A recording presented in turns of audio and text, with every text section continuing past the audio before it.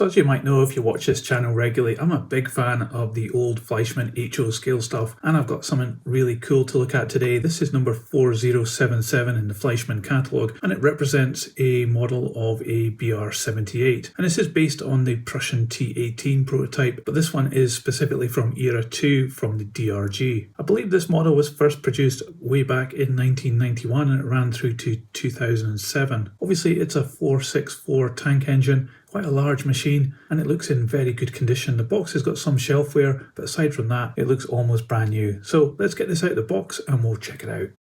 So this is a second-hand model, but it did come with the instruction leaflet here, which has a photograph of a model. It's got a different number to the one we've got, and it's got some history down here in German. But inside there is some history here in English, which does talk about how there was 534 of these locomotives produced for the Prussian state railways, and then they came under the Deutsche Reichsbahn DRG. And then it goes on to talk about some details about the model itself. And over on the other side, we've got some information here about couplings, so you can put in a dummy coupling if you want, how to take the model apart, and you can see the motor in the middle. And we have some oil instructions and also what it looks like underneath. And also the history and instructions are in different languages as well. And finally on the back it details about Fleischmann's usual little stud underneath which operates trackside accessories. You can see that pictured up here, and also how to clean your track down here, and a whole bunch of other information too. And here is the model, and wow, isn't it impressive, and also super clean as well. I did get this as a second-hand model, but you wouldn't think it from the condition of the model. It looks really good, and it's even come with a spare set of couplings as well. I think these are the older style Fleischmann ones, and it's fitted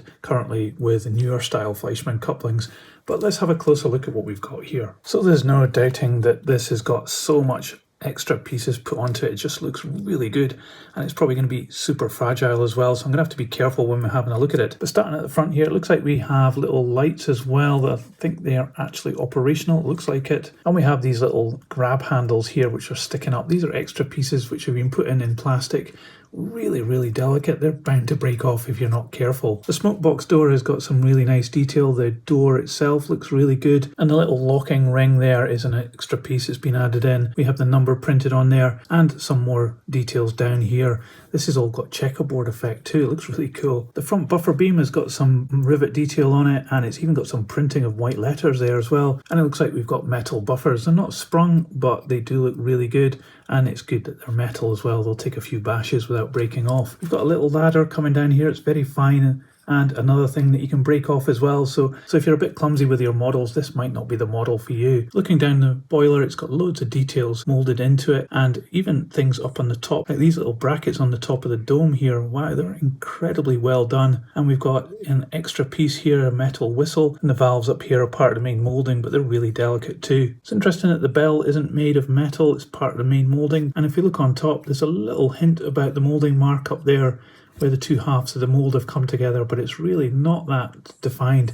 You can see it at the front, but as you move further back, it starts to disappear. Looking down the side, we've got these extra parts added on. These are all plastic, and they're very fine. They've even got little gauges on them. It looks absolutely fantastic with those pieces on it. And we have part of the valve gear coming through. This is metal, obviously, you can see that.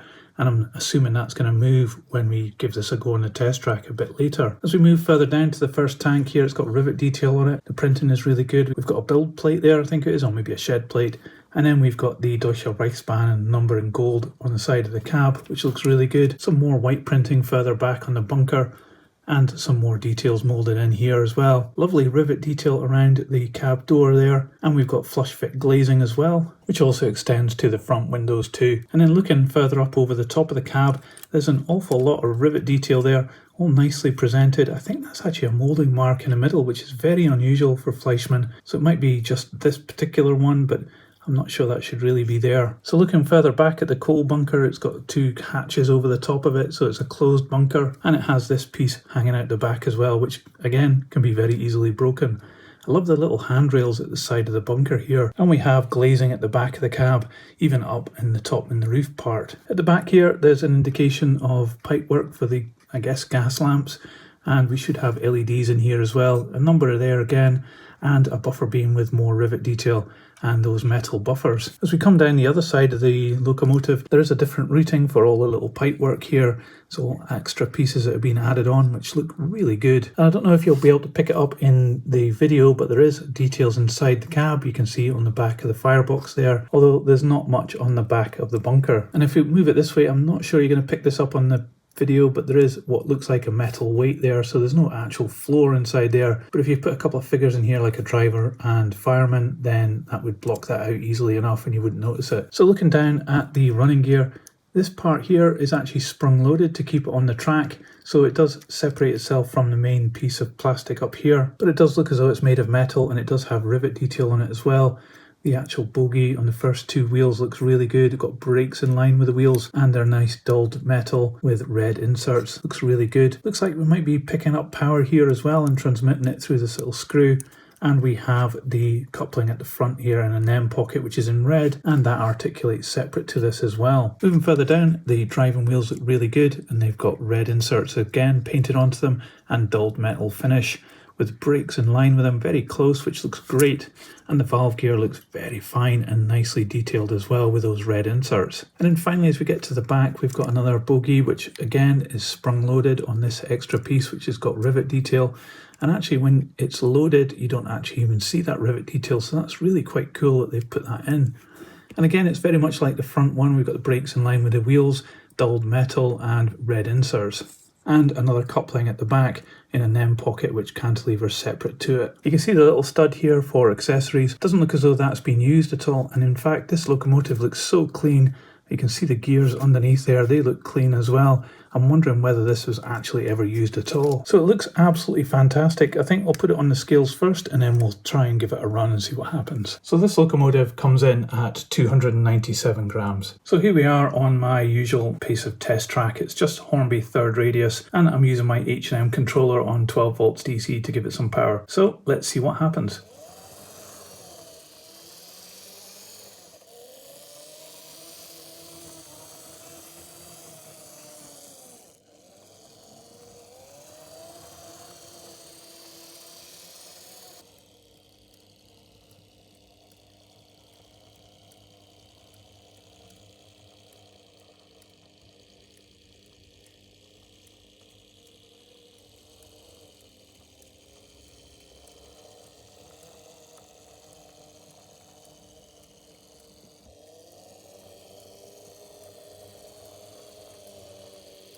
Well, it runs absolutely perfectly, crawls along at a really nice speed, but can also pick up speed if it needs to. The lighting does work on this, but it's quite dim actually. It is directional, but you don't get any red lights, it's just white on or off. However, it is a fantastic performer. However, I did think the sound was a bit weird, but aside from that, I just really can't fault this locomotive. It's absolutely fantastic. It's got so much detail on it, it performs great, and it's something really lovely to look at as well. I'm a big fan of Fleischmann stuff, especially the latter models that they produced before they started to do just N scale, and I think this locomotive is among the best that they've probably produced. I definitely recommend this. I'm wondering whether they actually do one in Prussian colours, which would be really quite interesting, because the black and red is sometimes a little bit dull, but it certainly looks really impressive and quite a nice looking machine overall. It's a fine example of how good Fleischmann was, and it'd make a great addition to anyone's collection. I did say this was a second-hand model, and on the second-hand market here in the UK, you could expect to pay between about £70 to £90 for this locomotive, depending on condition. So this hasn't changed my thoughts about Fleischmann. I still absolutely love their stuff, and this model is a really special one. Let me know what you think about it in the comments below, and if you liked this video, don't forget to give it a thumbs up. It really helps this channel. I'll put this on the turntable so you can see all the way around, and in a moment another video will appear, so just click on that and I'll see you there. But that's it for this one. Thanks for checking out this loco with me, and I'll see you on my next video. So model train, model worlds, choo choo, model trains, in tiny worlds, choo choo. So model trains, tiny train, model worlds, choo choo, model trains, in tiny worlds, choo choo.